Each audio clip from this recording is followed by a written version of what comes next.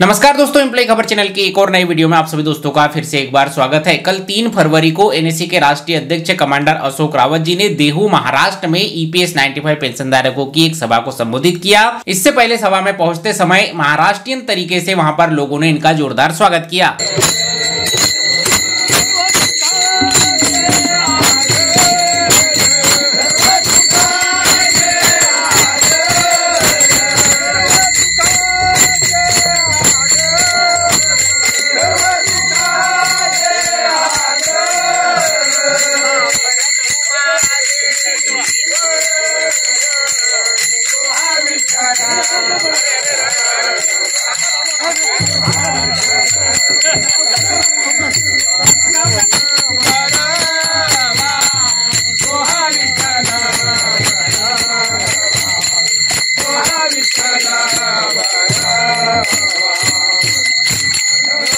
सभा में कमांडर अशोक रावत जी ने बजट में ईपीएस 95 पेंशन धारकों की मांगे पूरी होने के जो पूरे संकेत यहां पर मिल रहे थे उस पर जो है अपनी सफाई दी और बताया कि बजट में ईपीएस 95 पेंशन धारकों की मांगे यहां पर मंजूर नहीं हुई है और जो बजट का सत्र यहां पर अप्रैल तक चलने वाला है इसमें जो है बड़े आंदोलन के संकेत भी उन्होंने दिए। त्यांनी सांगितलं मी तुमचे विचार, तुमच्या संघटनेचे विचार, तुमचं प्रेझेंटेशन मला अतिशय आवडलं। मला जर तुमच्या नियतीत कुठे खोट वाटली असती तर 5 मिनिटाच्या आत मी निघून गेलो असतो हे ते बोलले। पण मी 1 तास इथे निश्चित बसून तुमचं प्रेझेंटेशन पाहतोय आणि ते मला आवडलंय आणि त्यानंतर अर्धा तास ते बोलले, या विषयावर बोलले। आता इतकं सगळं झालेलं आहे म्हणजे आता मला हे समजत नाही बजेटमध्ये आपलं काम पहिल्या दिवशी झालेलं नाही, बरोबर आहे। आपण सगळे असे डोळे लावून त्या टीव्हीला पाहत होतो, कोणी युट्यूबवर कोणी टीव्हीवर, की तसं ती भारत पाकिस्तानची मॅच चालू आहे। हां काय त्या दिवशी आपल्याला अपेक्षा होती भारत जिंकला, पण तुम्हाला सांगतो याच्यावर काम चालू आहे। आज आपले महासचिव वीरेंद्रसिंग राजावत जी दिल्लीत आहे, 3 दिवसापासून ठाण मांडून बसलेले आहेत आणि वेगवेगळ्या नेत्यांची भेट घेऊन त्यांना त्याचे महत्त्व समजून सांगतायत आणि मी त्यांच्या संपर्कात आहे।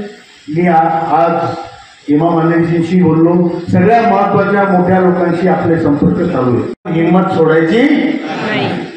आपल्यातर्फे तुमच्यातर्फे तुम्हाला जे करायचं तुम्ही करून बसले। तुम्ही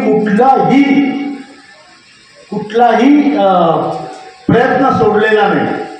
ते इंग्लिशमध्ये म्हणतात ना, लेफ्ट नो स्टोन अनटर्न, तसं आपण कोणताच दगड उलटून पाहिला नाही असं झालं नाही। सगळे कामं करून बसलोय।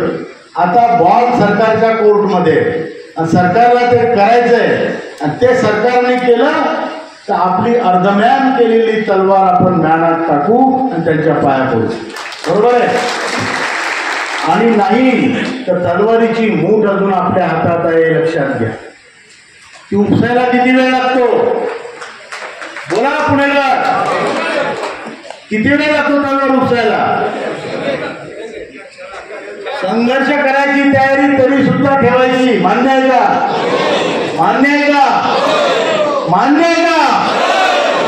हे जर मान्य असेल तर आपण आज रोजी थोडा संयम घेऊ। हा जो आपला अर्थसंकल्पाचा विषय हा 13 तारखेपर्यंत चालणार आहे एप्रिलच्या, त्यानंतर 13 मार्चला परत सुरू होऊन 4 एप्रिलपर्यंत चालणार आहे।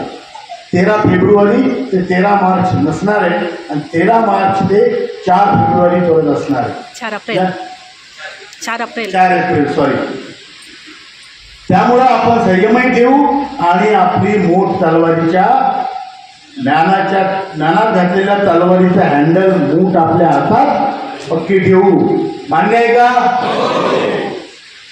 त्यामुळं आपण आपल्या प्रयत्नात कमी नाही आणि आपण जिंकणार यात मला शंका नाही। साथ ही उन्होंने ईपीएस 95 पेंशन धारकों की मिनिमम पेंशन, न्यूनतम पेंशन और उच्च पेंशन यानी कि हायर पेंशन में से ईपीएस 95 पेंशन धारकों को यदि विकल्प मिलता है तो कौन सी पेंशन यहां पर जो है चुनना चाहिए, इसके बारे में भी विस्तार से जानकारी दी। आता राहिला प्रश्न हायर पेंशन, मिनिमम पेंशन, बरोबर पाटील सर? आपल्याला पोकरकर साहेबांनी सांगितलं, त्याच्यावर 2 मिनिटं बोलू. तर मिनिमम पेन्शन अशी आहे, आपण मागितली 7,500 अधिक महागाई भत्ता, ही कशी पूर्ण करायची याचे फॉर्म्युले आपण सरकारला त्या प्रेझेंटेशनमध्ये दिले. आपण त्यांना सांगितलं की 1,000 पेन्शन किंवा त्याच्या कमी असलेल्या पेन्शनच्या लोकांना 7,500 महागाई भत्ता मिळाला पाहिजे. यासाठी आपल्याला कुठला फॉर्म भरण्याची गरज नाही, कुठलेही पैसे भरण्याची गरज नाही. आणि आपण त्यांना म्हटलं तुम्ही एक काम करा, आमचा सल्ला म्हणून घ्या, तुम्हाला काय करायचं निर्णय घेणारे तुम्ही, पण आमचा सल्ला असा आहे की जी पेन्शन आज लोकांना मिळते त्याच्यामध्ये 6,500 आणि महागाई भत्ता मिळवा. पेन्शन आहे अधिक 6,500 म्हणजे 7,500 अधिक महागाई भत्ता. मला 600 रुपये पेन्शन आहे तर मला 6,500 अधिक 600 रुपये अधिक महागाई भत्ता. मला 3,000 पेन्शन असेल तर 3,000 अधिक 6,500 अधिक महागाई भत्ता हे करण्याचा तुम्ही प्रयत्न करावा, हे आपण त्यांना कळकळीची विनंती केली. आता हायर पेन्शनचा मुद्दा असा आहे, हायर पेन्शन सरसकट वाईट आहे असं नाही, काही लोकांना त्याचा फायदा आहे. पण कोणाला ज्यांना त्यावेळेस जास्त पगार होते किंवा जे फार अगोदर रिटायर झालेले आहेत त्यांना एरियर्स जास्त मिळू शकतात. तर या आपल्याला प्रत्येकाला स्वतःचा विचार करायचा. आपलं आरोग्य काय, पैसे किती भरावे लागतात, तेवढे पैसे आपल्याकडे आहे का, आणि पैसे भरल्यावर जर वरचा कॉल आला तर मग काय करावं. बरोबर आहे, चूक आहे. हा विचार करायचा की समजा पैसे भरले आणि वरून कॉल आला की बॉस तुमचा नंबर आला, चला आता वर, मग कसं करायचं. म्हणजे पैसे भरले आणि वरचा कॉल आल्यावर तो मुलगा म्हणेल म्हातारा गेला पण चुना लावून गेला. बरोबर आहे की नाही. आता याच्यात दुसरा इलाज काय आहे शिंदे साहेब, दुसरा इलाज असा आहे, ज्यांना हायर पेन्शन घ्यायचं माझं नाही म्हणणं नाही बरं का, आपण त्याच्या विरुद्धने इनफॅक्ट आपली पूर्ण लिगल टीम, आमचे कवीश डांगे साहेब असतील, देशपांडे साहेब असतील, ही पूर्ण लिगल टीम हायर पेन्शनवर पत्रव्यवहार त्यांचा जोरात चालू आहे. ज्यांना ज्यांचा जो हक्क आहे तो मिळाला पाहिजे, याला हा मिळू नये, याला हा मिळू नये असं आपलं कोणतं नाही आहे. फक्त तुम्हाला त्याचे प्रोज कॉन्स, चांगल्या गोष्टी वाईट गोष्टी समजून सांगणं माझं कर्तव्य. समजा मला 15 लाख भरावे लागतात उदाहरणार्थ, आता यातल्या आयडियाचा तुम्हाला तुमचा विचार करणं आहे. मी एक तुम्हाला मोगम सांगतो. 15 लाख भरून जर माझी पेन्शन समजा 15,000 वाढत असेल, 15 लाख भरून 15,000, पण मी जर ते 15 लाख बँकेत टाकले, अर्बन सोसायटी बँका वगैरे असतात, तर त्यात मला 1% मिळतो महिन्याला. म्हणजे 15,000 महिना मला तिथं सुरू झाला आणि माझे 15 लाख बँकेत सुरक्षित राहिले. आणि जे आपण EPFO देतो भाऊ, तो बरमुडा ट्रायंगल आहे, पुन्हा वापस येत नाही. बरोबर आहे का चूक आहे.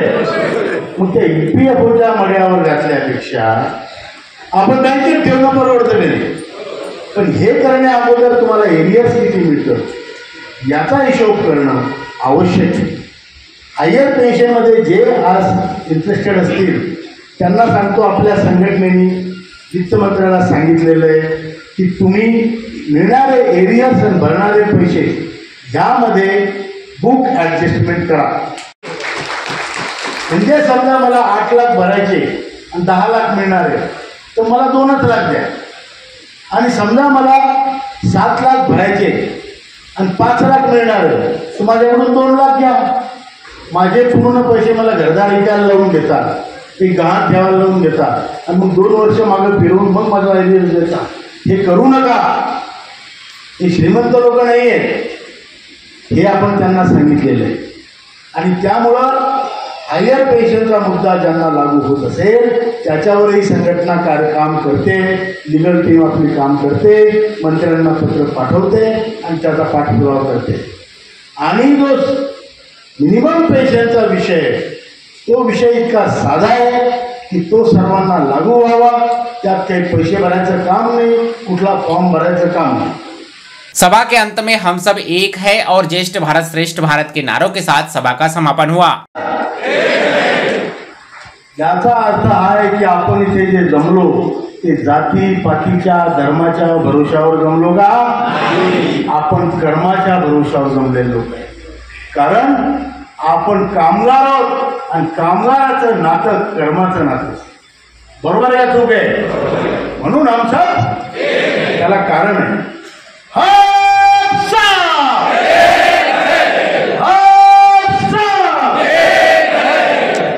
शेवकर साहेब 2-4 म्हातारे आहेत वाचलं नाही. म्हाताऱ्या लोकांनी हात नका उचलू. दुखला टिकला तर काय करावं? अजून मेडिकल सुविधा मिळाली नाही आपल्याला. मिळणार आहे. हात उचला.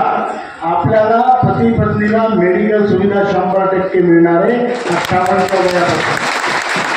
त्यामुळं हात समजा थोडाफार कुठला दुखावला तो पाहून घेऊ. बरोबर आहे? उचला दादा, हात काही होत नाही. मी अशा लोक मला खूप आवडतात. इतक्या गोंधळात त्याला झोप लागते.